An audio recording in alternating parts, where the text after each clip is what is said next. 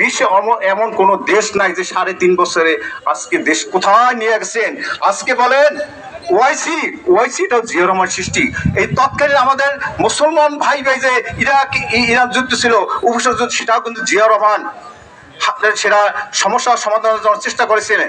আজকে যে এই সার্ক কিন্তু প্রতিষ্ঠাতা জিয়া রহমান বুঝেছিলেন যে আমাদের এই ভূমধ্যদেশে যদি আমরা ঐক্যবদ্ধ না হই, আমরা যদি আমাদের একটা ভ্রম না হই, পার্শ্ববর্তী দেশ যে দেশটা আমাদের স্বাধীনতা সহযোগিতার মানে কি করেছে আপনারা সব জানেন। তিনি এই জন্য চেয়েছিল সবাইকে একটা এই সার্ক তৈরি করেছিলেন।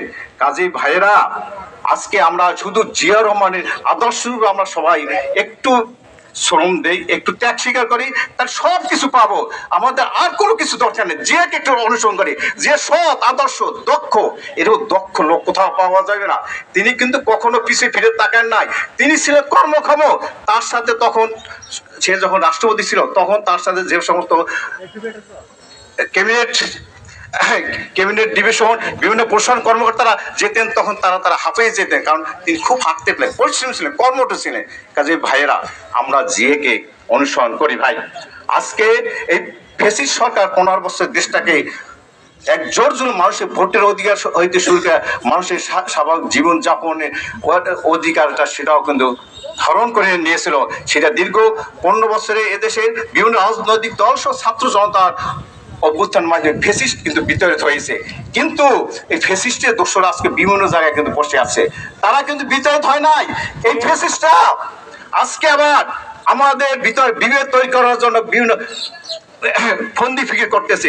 কাজে আমাদের এলাকা থাকতে হবে, আমাদের একটাই পরিচয়, আমরা ঐক্যবদ্ধ বিএনপি।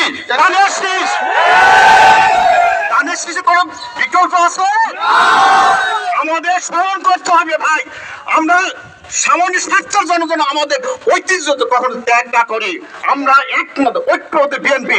আমাদের নেতা তারেক রহমান বারবার কি বলেছেন যে ফ্যাসিস্ট বিতাড়িত হয়েছে, আমরা আন্দোলনের কিন্তু আংশিক সফল হয়েছি, কিন্তু আমরা পূর্ণ সফল হইতে পারি নাই। আমাদের যে উদ্দেশ্যে 15 বছরে আমাদের অনেক নেতা কর্মী জেল জুলুম মামলা হামলা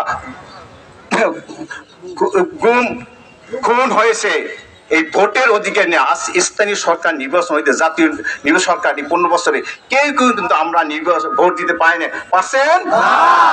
জাতীয় নির্বাচনে কি হইলো? 14 সাল হইলো বিনা ভোটের, 18 সাল হয় নিশিরাইতের, আর 24 সালে হইলো আমি মামু ভাইঙ্গা নির্বাচন।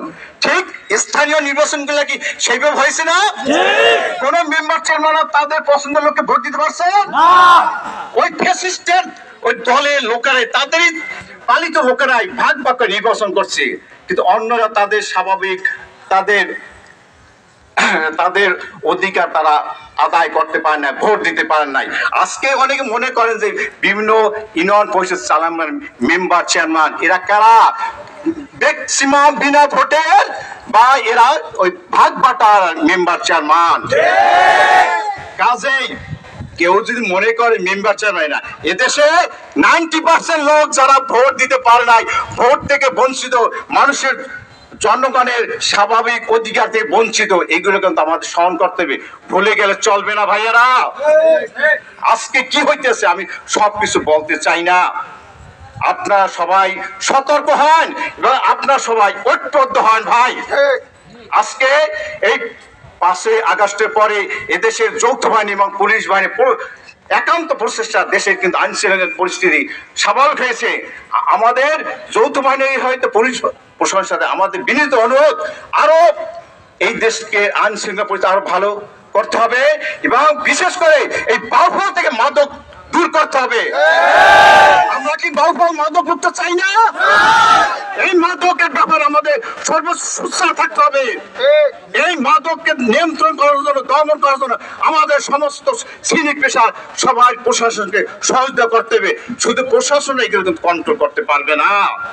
আমাদের মনে এই বাউফল সমাজ, বাউফল সবাই শুধু প্রশাসন দেখবে তাদের দায়িত্ব না। আমরা যারা রাজনৈতিক কর্মী আছি, বিভিন্ন সমাজকর্মী আছি, সাংবাদিক ভাইরা সবাই প্রচেষ্টা করে বাউফলে পরিবেশ ফিরিয়ে আনতে হবে ভাই। আজকে বিভিন্ন জায়গায় যাই বাউফলে একটা বদনাম আছে। আমি এখন এইটা মনে করছি, আমি নিশ্চিত কথা আমাদের আত্মশুদ্ধির সময় এসেছে। আমরা কেন বাউফল লোক বদনাম নেব? আমরা বাউফল লোক কি এত খারাপ? কিন্তু কারণটা কি? আমি তো মনে করি এইটা নিয়ে সবাই আমাদের ওপেন সেমিনার হওয়া উচিত।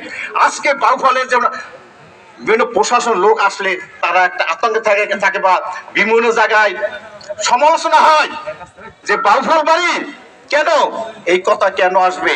এই জন্য আমাদের সবাই আমাদের কাউন্সিল করতে, সেমিনার করতে, কেন হইতেছে, কেন হবে এগুলা? বাউফল তো 5-6 লক্ষ লোকের বাস, সবাই তো আজকে সবাই তো আমরা ভালো মন্দ আমরা ভোগ করবো। আজকে শুধু কি প্রশাসনের দায়িত্ব, না কিছু গোষ্ঠী ব্যক্তির দায়িত্ব, না রাজনৈতিক কর্মীর দায়িত্ব? সবাই বাউফলে যারা আছেন 5-6 লক্ষ লোক সবারই দায়িত্ব যে বাউফলের পরিবেশটা কিভাবে ফিরে ভালো রাখা যায় এবং আমাদের বদনাম ঘুষানো কিভাবে যায়। ভাই ভাই একটা জিনিস কি, আমরা কিন্তু কেউ আজীবন বাঁচবো না, আমাদের থাকবে কর্ম। আমরা ভালো কর্ম করলে কিন্তু এই দেশ, এই বাউফলবাসী সবাই স্মরণ করবে। আরেকটা যে আমি কি করি না করি, মানুষ কিন্তু সচেতন ভাই। কাজে আমি আবার সবার প্রতি বিনীত অনুরোধ আবেদন করছি, বাউফলের পরিবেশ ফিরিয়ে আনতে হবে। কেন আমরা বিভিন্ন এই বদনামটা দুর্নামটা নেব ভাই? আজকে প্রশাসন গতিতে কাজ করবে, আবার আমরাও তাদের সহযোগিতা করব। আমাদের ভালো মন্দ হইলে আমরাও তাদের কাছে আপিল করবো, আবেদন করবো। এইভাবে কোনো ব্যক্তি গোষ্ঠী প্রশাসন না, প্রশাসন হইলে এরা জনগণের সেবক, রাষ্ট্রের সেবক নাকি ভাই? কাজে আমাদের এইভাবে চলতে হবে। বাউফল হইলে সবাই ভাইয়েরা ভাই, আজকে আপনারা অনেক কষ্ট করে আজকে এই স্বাধীনতা ঘোষক শহীদ রাষ্ট্রপতি জিয়াউর রহমানের শোকৃত উপস্থিত হয়েছেন। আপনাদের প্রতি আমি বিনীত কৃতজ্ঞতা রেখে, শ্রদ্ধা রেখে আমি আমার সংক্ষিপ্ত বক্তব্য শেষ করছি। বাংলাদেশ জাতীয়তাবাদী দল জিন্দাবাদ, দেশ নায়ক তারেক রহমান জিন্দাবাদ, শহীদ রাষ্ট্রপতি জিয়াউর রহমান, দেশ নেত্রী খালেদা জিয়া জিন্দাবাদ, বাউফল উপজেলা বিএনপি জিন্দাবাদ। আসসালামু আলাইকুম।